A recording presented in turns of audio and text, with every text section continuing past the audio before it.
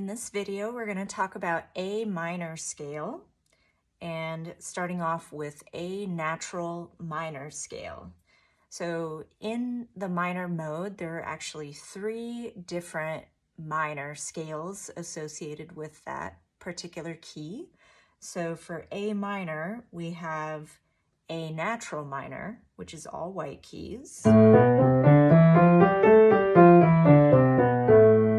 We have A harmonic minor, which is the raised 7th within the scale.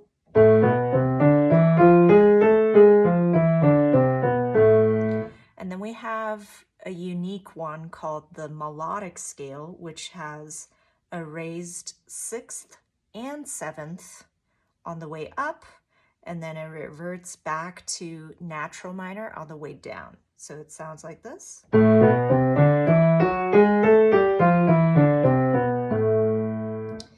So that one isn't as commonly used. So a lot of these textbooks and method books, they'll usually mainly just talk about the natural mode and then the harmonic mode, because those two definitely come up a lot in Western classical music. So those two we will mainly focus in on. So starting with breaking down the A minor scale, so we have those words tonic, dominant, and leading tone. So in the case of A minor, we have A is the tonic, E is the dominant, and then remember the 7th is the leading tone, which is G natural for natural minor, or G sharp for the harmonic version. So let's go ahead and start with our right hand, just 1 octave for the scale. So it's the same fingering as C major, which is really nice. So we'll go through it together. 1, 2, 3, 1, 2, 3, 4, 5, 4, 3, 2, 1, 3, 2, 1. Moving on to left hand, same as C major as well. 5, 4, 3, 2, 1, 3, 2, 1, 1, 2, 3, 4, 5. So putting it together, the 3s are going to align. So here we go.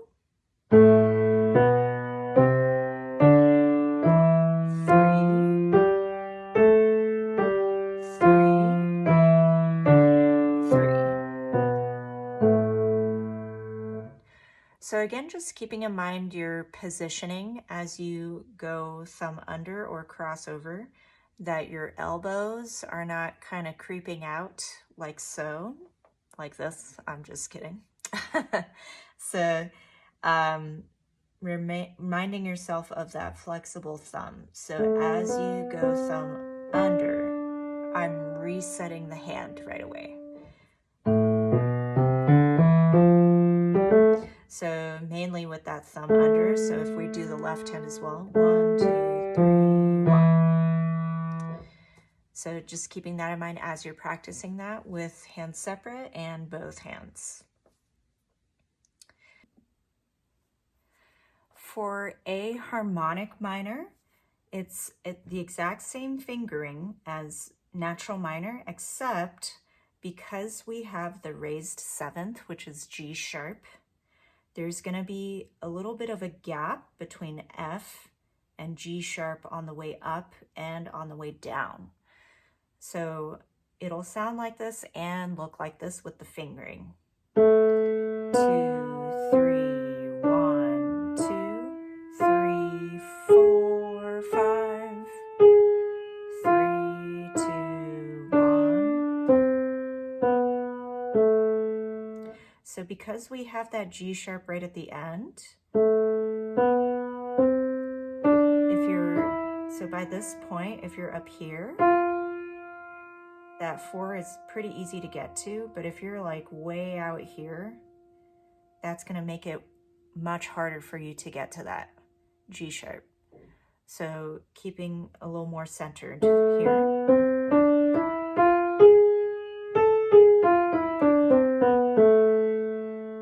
From the very start. Meanwhile, left hand also will have that gap. 5, 4, 3, 2, 1, 3, 2, 1. So starting off a little more in here, that'll help you a lot. So if you're back here with the 3, harder to get to that. So a little further in here, and it'll catch that G sharp really nicely.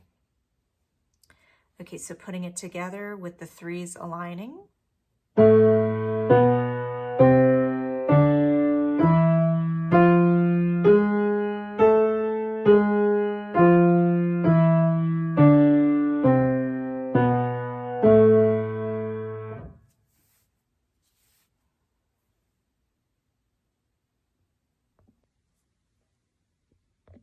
Moving over to chord progressions.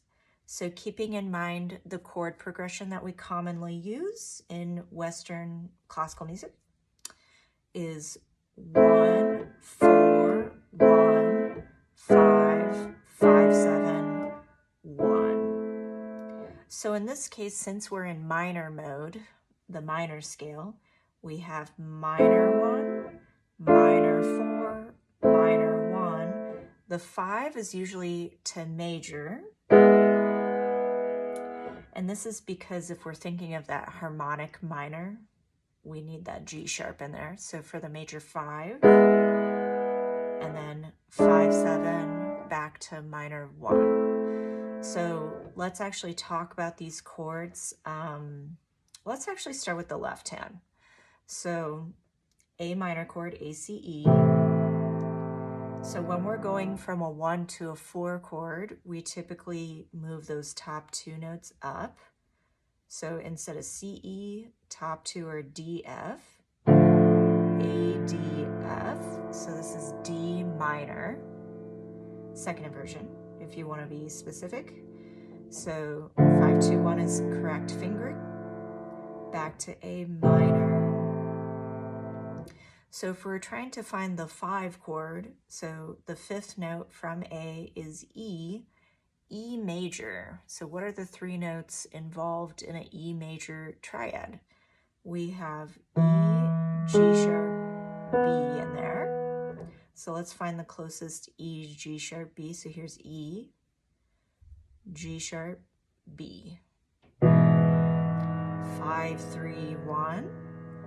And since we're dealing with a black key, always keep your hand a little further into the keys. 5, 7, we replace the middle note, add that 7th, which is D, for that extra crunch of a chord. Sounds really tense. Back to A minor. So altogether it's A minor, D minor, A minor, E major, E7, A minor. So for right hand, let's go over fingering for that really quick. A minor. Next, let's find the 4 chord. Top 2 go up. 1, 3, 5. Back to A minor. G sharp, B, E. 1, 2, 5. 1, 4, 5. Back to A minor root position. So when we put it together, fingering is going to be different on this inversion of the D minor. 5, 2, 1, 1, 3, 5. A minor, E major, 5 chord. 5, 3, 1, 1, 2, 5. 5, 7. Minor, 1 chord.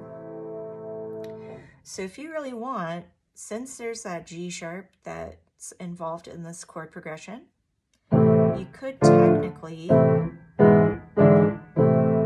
keep it a little further in the keys, so center the keys, so that way the G sharp is easier to get to. Lastly, we have the 1-octave arpeggio. So an arpeggio, as a reminder, is just a broken chord of some sort or a broken triad.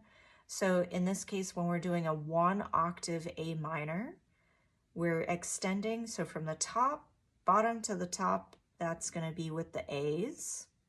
And then we're forming the triad as we go up. So A minor involves A, C, E, right? So we're going to be extending that. So using our 1, 2, 3, 5, A, C, E, A, and back down. So I want you to keep your hand a little stretched, but not overly stretched, like tense, like as you can see here. So we're going to allow our wrist to help us get to the top. So kind of like a pivot motion, rocking motion. And you could actually just kind of practice that. So my third finger is kind of like the pivot point. So you can even just practice that, getting used to that feel up and down.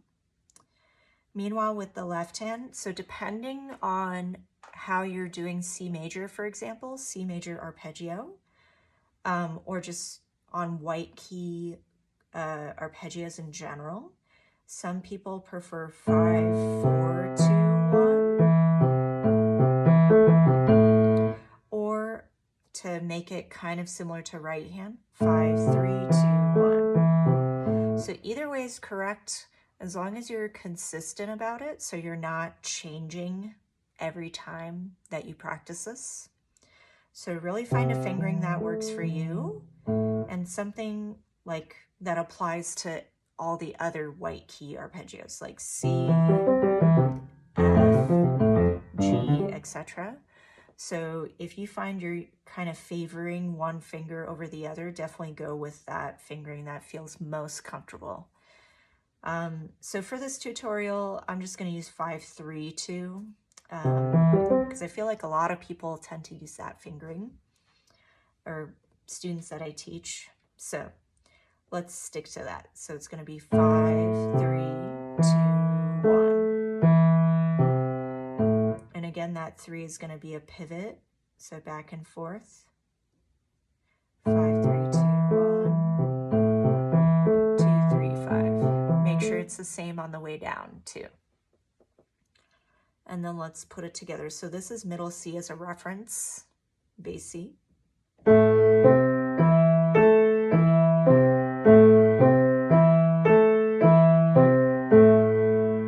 And you can even go slower to get used to the motion. So like C, E, A, C, A.